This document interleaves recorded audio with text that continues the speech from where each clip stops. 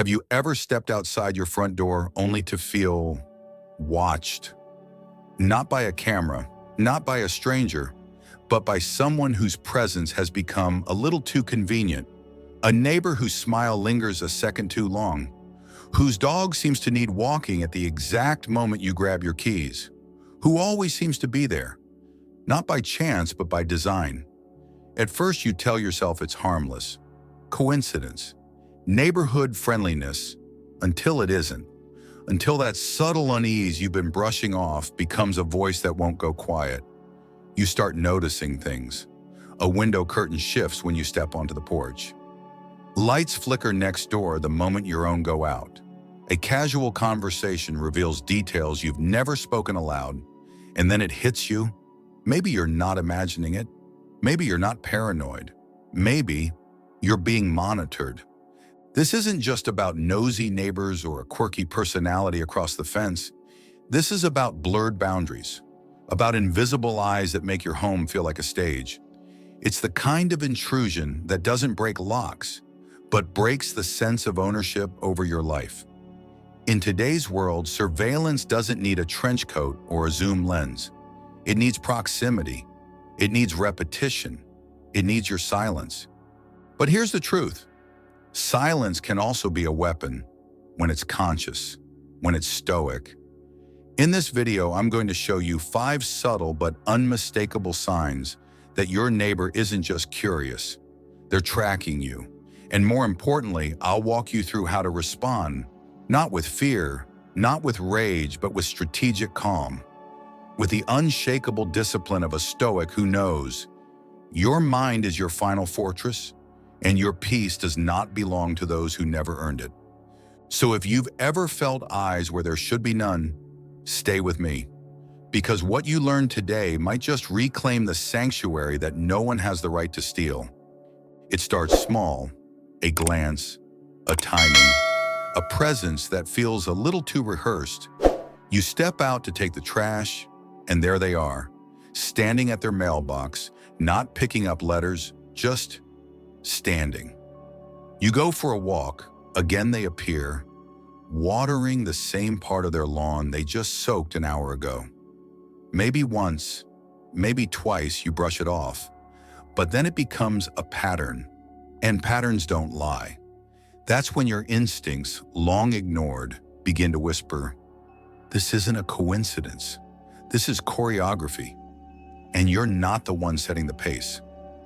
I once heard the story of a man named David, retired firefighter, quiet, lived on a cul-de-sac where nothing much happened. He had a habit, a short evening walk after dinner. It was his ritual, a moment of silence between the noise of the day and the stillness of night. But over time, he noticed something. Each evening, a neighbor 3 houses down would happen to be outside, sometimes cleaning a car that didn't look dirty, sometimes standing by the garage, pretending to check tools, sometimes just standing still, eyes glued to his phone, but never scrolling. It wasn't aggressive. It wasn't loud. That's what made it dangerous. It was consistent. At first, David felt silly, paranoid, suspicious of nothing. But the human mind has ancient eyes. Long before your logic catches up, your senses detect the rhythm of something off. The Stoics knew this well. Marcus Aurelius once wrote, "If someone can prove me wrong and show me my mistake, I will gladly change. But I must first see clearly." That clarity, that seeing, comes not from the eyes, but from observation without distortion. Not panic, not denial, just presence. David started to observe. He began recording, not with cameras at first, but with pen and paper. Days, times, encounters, distance, posture, reaction. And the patterns sharpened like fog clearing in the morning sun. This is what psychologists now call hypervigilant surveillance. It's when someone has tuned in so tightly to your schedule, your habits, your rhythms, that they can predict you before you act. Not because they know you, but because they study you, because watching has become their ritual. And make no mistake, when someone watches you that often, they start to feel entitled to the script of your life. That's when the danger begins, not in the watching, but in what they believe they own by watching. Your time, your space, your silence. The Stoic doesn't respond with chaos. The Stoic responds with design. If you suspect this is happening to you, don't confront yet. Track, shift your timing. Leave 15 minutes earlier or later. Switch routes, park somewhere new. You're not just breaking routine, you're testing control. If the presence moves with you, the pattern confirms itself. David did exactly that. He began shifting his walks. Morning one day, late evening the next. He even skipped days entirely. The neighbor adjusted like clockwork, like a dancer waiting for the cue to re-enter the stage. But David didn't flinch. He remained calm, documented, observed, and when the moment came, when that neighbor stepped past his property line one night, lingering too long near his lawn, David was ready. He reported the incident, showed his log, presented it not with fear, but with precision. And then he walked away, not just from the situation, but from the anxiety it once held over him. That's the Stoic way, to prepare in silence, to respond with poise, to act only when the evidence outweighs the emotion. Because the real threat isn't your neighbor, it's your doubt, the fear that keeps you frozen, whispering in your own home. And the real power is not in confrontation, but in discernment. You don't need to explain your unease. You only need to trust it, track it, and act with deliberate stillness. If someone always appears when you do, it's not always a warning. But when it happens enough and your instincts begin to tighten like a wire across your chest, don't ignore it. Patterns reveal intention. And intention, when left unchecked, can erode your freedom one moment at a time. Don't wait for a scream. Pay attention to the quiet choreography, because surveillance rarely kicks down the door. It walks beside you in silence until you decide to stop walking blindly. You don't hear footsteps, you don't see shadows, but something's off. You begin to feel exposed inside your own home, like the walls are thinner than they should be, like your voice carries farther than it used to. You shut the blinds but still hesitate before speaking, not because someone is physically there, but because something unseen has crept into your space. In this age, surveillance doesn't need trench coats or binoculars. It needs bandwidth, battery life, and the illusion of security. Your neighbor doesn't need to stand at your fence to study you anymore. All they need is a well-placed lens, small enough to hide in a birdhouse, quiet enough to disappear into a porch light, pointed directly at your windows without ever stepping foot outside their home. Technology has made curiosity effortless and intrusion invisible. And if you've ever noticed a camera that seems oddly angled, a Wi-Fi network that appears when you're home and vanishes when you're not, or smart devices that activate without your command, pay attention. These are not glitches. These are signals, faint digital echoes of something or someone watching. One woman named Isla lived in a townhouse where the units were built tightly, walls shared like secrets. Her neighbor was quiet, polite, always into gadgets. She never thought twice about it. But over time, strange things began to happen. Her Bluetooth speaker would connect to a device she didn't own. Her lights would flicker at odd hours. Her phone calls felt delayed, distorted. One day, she found a small hole drilled into the shared wall, hidden behind a painting she didn't remember hanging. A lens, buried in drywall, no wires, just quiet, deliberate violation. This is the new form of trespassing, not physical, but psychological, not through doors, but through data. And the worst part, it makes you doubt yourself first. That's how it works. Before you ever question them, you begin to question your own mind. The intrusion is silent, so your reaction becomes loud. You hesitate to speak. You stop singing in the kitchen. You censor your laughter. Not because someone told you to, but because you've started performing for a silent audience you never invited. The Stoics understood this dynamic even in a world without digital eyes. Marcus Aurelius wrote, "The things you think about determine the quality of your mind. And when your mind is preoccupied with the idea of being watched, you're no longer living, you're calculating, editing, shrinking. But freedom, true freedom, begins when you stop allowing fear to rearrange the furniture in your soul." So how do you respond when technology becomes the new spyglass? You reclaim your space, not just physically, but energetically. Start with awareness. Walk your property not like a homeowner, but like a strategist. Look where you usually don't. Light fixtures, vents, power outlets, 3 branches. Check your devices. Are they draining faster than usual? Are unknown networks requesting access? These are not harmless quirks, they're cracks. And every day you ignore them, those cracks widen. Fortify your digital gates, secure your routers, rename your networks, cover your cameras. Install counter-surveillance tools not to provoke, but to protect. Use signal scanners, white noise generators, encrypted platforms. You are not being paranoid, you are being prepared. And if someone tells you you're overreacting, remember this: those who benefit from your silence will always label your vigilance as hysteria. Let them. A Stoic isn't shaken by the opinions of the uninformed. A Stoic sees the breach, assesses the risk, and acts, not from fear, but from command, from poise. You don't have to live in a fortress of paranoia. You can live in a sanctuary of awareness. Because once you see clearly, the power shifts. Once you take action, even silently, the balance resets. You remind the world and yourself that your space is sacred, that the line between curiosity and control is real, and that no signal, no device, no neighbor's hobby has the right to invade your peace of mind. Remember, the greatest invasions aren't always loud. Sometimes they hum softly in the background until you decide to mute them for good. It's one thing to be watched. It's another to be known, intimately, unnervingly, without permission. When your neighbor comments on the job promotion your brother got in another city, even though you never mentioned it out loud.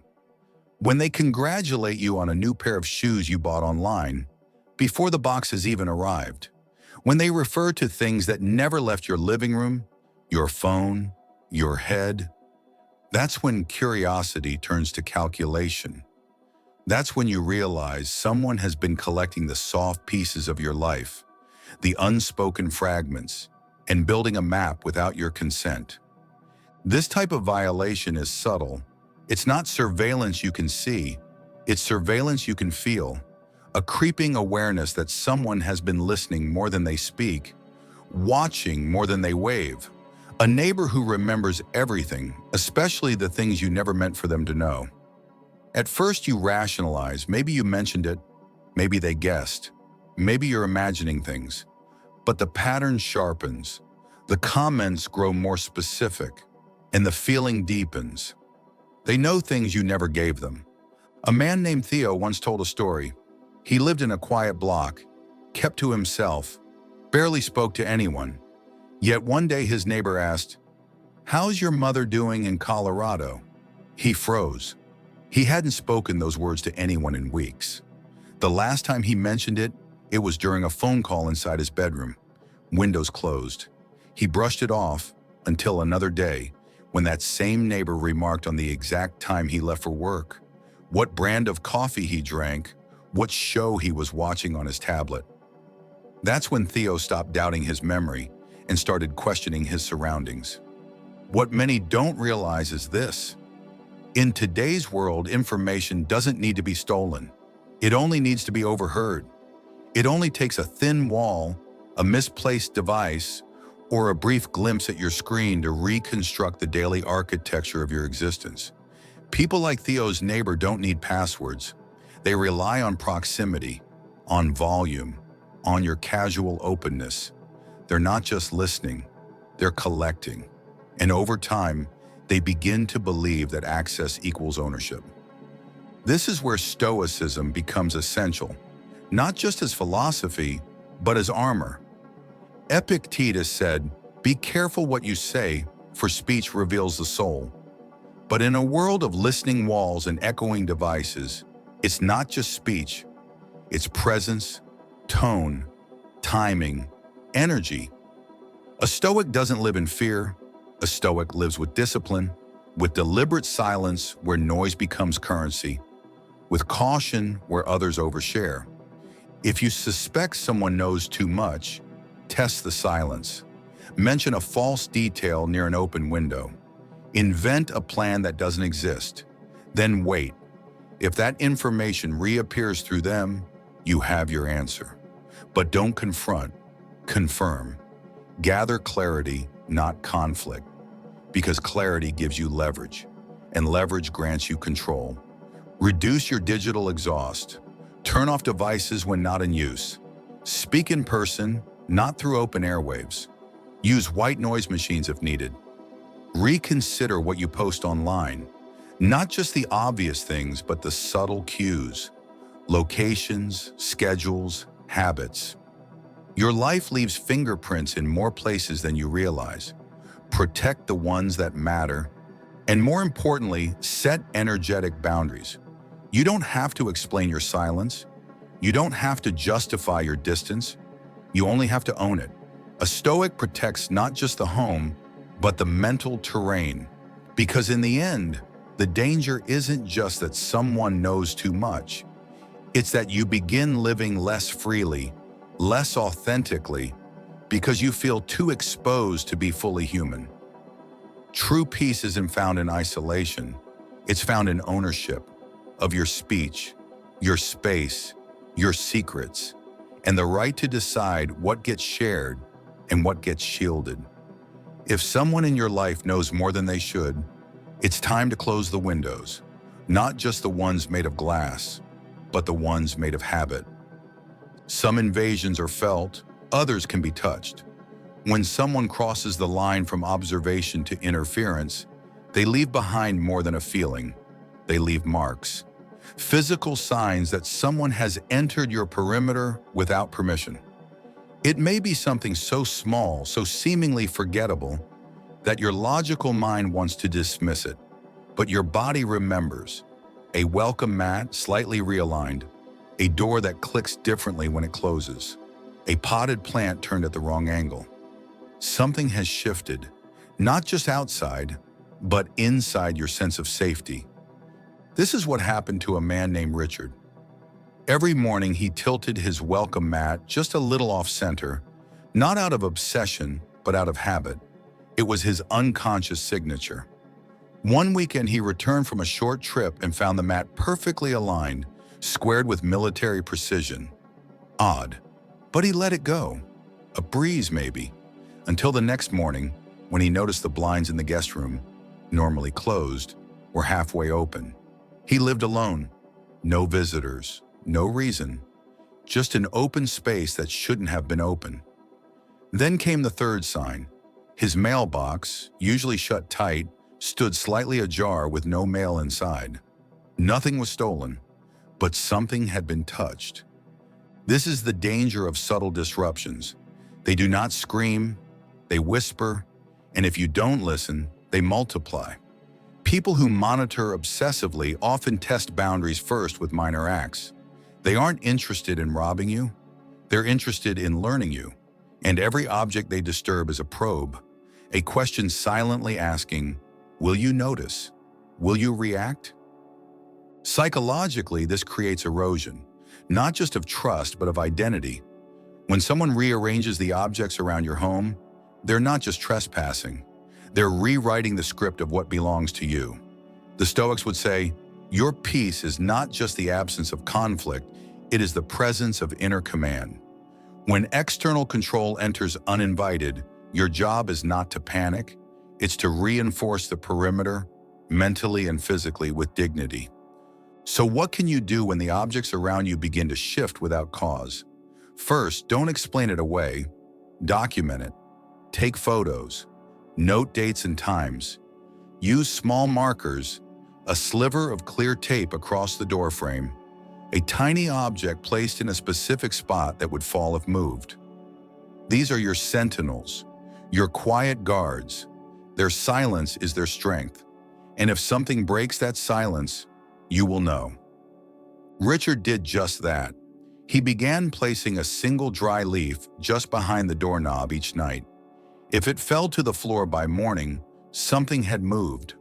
When it happened the third time, he didn't raise his voice. He raised his awareness. He installed a motion sensor. He logged the anomalies. And when his suspicions were confirmed, when a neighbor was caught wandering too close, too late, he didn't rage.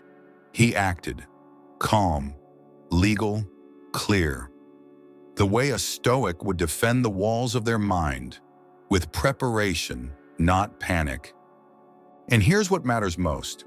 Once your space is breached, your perception of home changes. Every creak in the hallway, every misplaced item becomes a ghost you can't quite exorcise. But that doesn't mean you live in fear. That means you build better defenses. The real lesson isn't to become suspicious of everything, but to trust what you notice, to stop gaslighting your own senses just to maintain social politeness. Because what you feel is not always paranoia.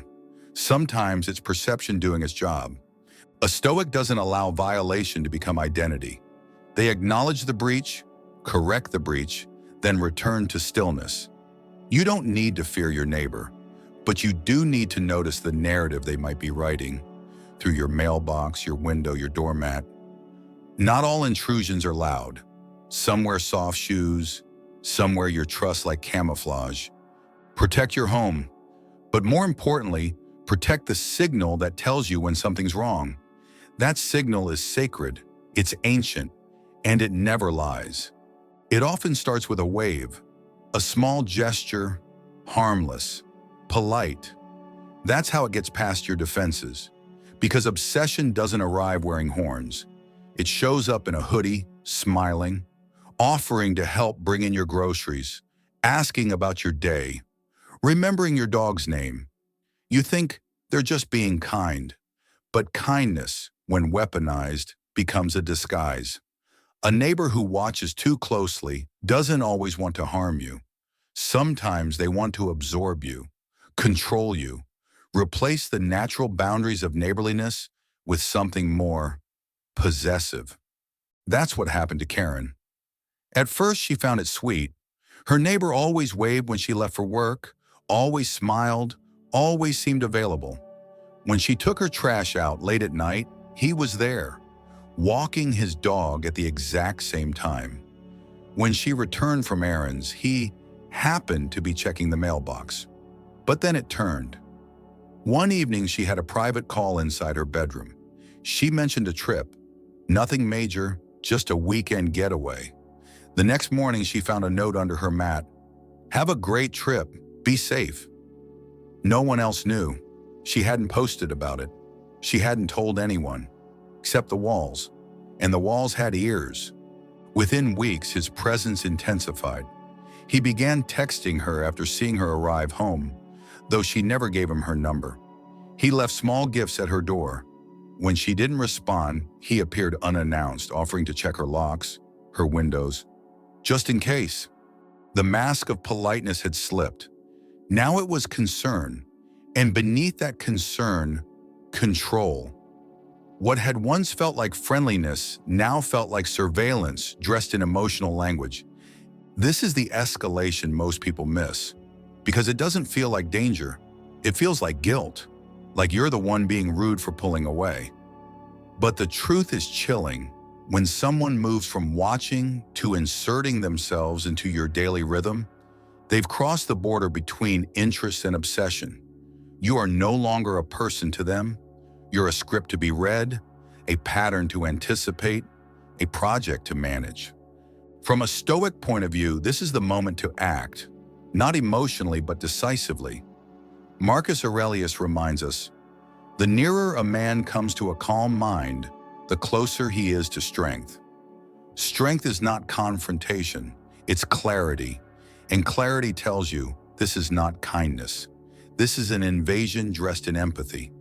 When behavior escalates into possessiveness, your silence is not protection, it becomes permission. If this sounds familiar, begin the process of withdrawal. Document everything: times, messages, conversations, changes in behavior. Create a timeline, not for emotion, but for evidence. This is not overreaction. This is boundary setting. If necessary, reach out to authorities. The law protects not just against violence, but against patterns of psychological encroachment. And do not, under any circumstances, internalize the discomfort. That's what manipulators rely on. Your empathy as a doorway. More importantly, connect. Obsession thrives in isolation. When someone seeks to dominate your emotional space, they also aim to cut you off from others. Subtly, politely. A suggestion here, a comment there. That someone doesn't really care about you. That you're safer if you keep things private. That they're the only one who understands. But that kind of understanding isn't love. It's leverage. And leverage is the weapon of the obsessed. The Stoic shield is not anger, it's discernment. You don't need to shout, you don't need to explain. You need to see clearly, act rationally, and protect relentlessly. A locked door means little if your mind remains open to manipulation. Real protection begins in thought, in the unshakable belief that your space, physical, emotional, psychological, is not up for negotiation. So when someone's concern feels too tailored, when their timing is always perfect, when their silence becomes charged with expectation, listen closely. That's not connection. That's control waiting to be disguised. Draw the line, and then hold it, not with noise, but with presence. Because some battles are not won by who speaks louder. They're won by who never lets the other rewrite their reality. There comes a moment, not loud, not dramatic, when the silence inside you starts to fracture.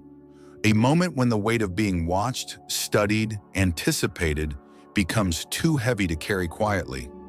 It's not the neighbor's behavior that breaks you. It's what it begins to do to your sense of self. You wake up one day and realize you've been living around someone else's gaze.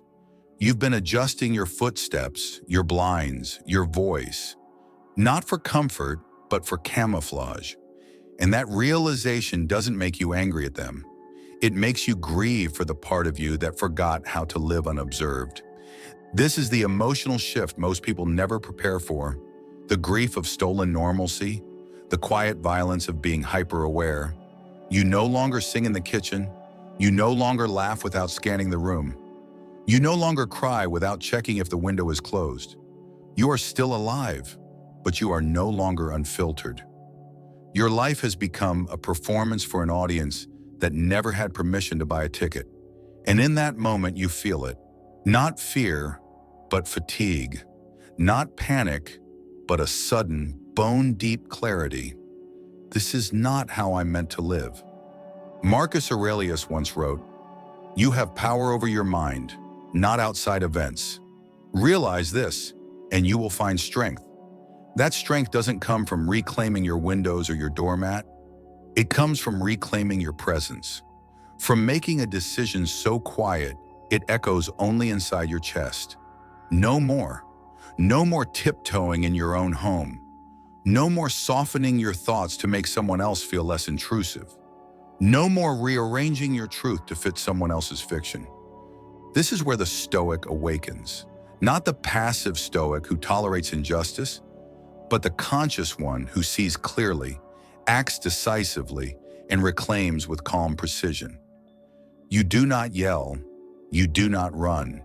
You re-enter your own life with posture, with boundaries, with a silence that is no longer filled with fear, but with power. Because here's the deeper truth.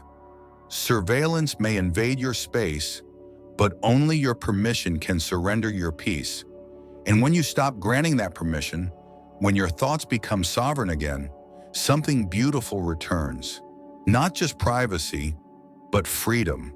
The kind of freedom that doesn't need permission to speak, to breathe, to exist, fully, loudly, unapologetically.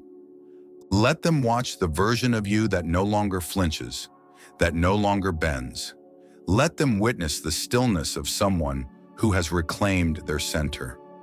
Because when your mind is no longer their territory, the war is already over. The most dangerous kind of surveillance isn't what you can see. It's what slowly teaches you to shrink, to censor, to perform. And when it comes from someone living just across the fence, it can feel too close to confront, too quiet to explain. But you know now, silence is not surrender.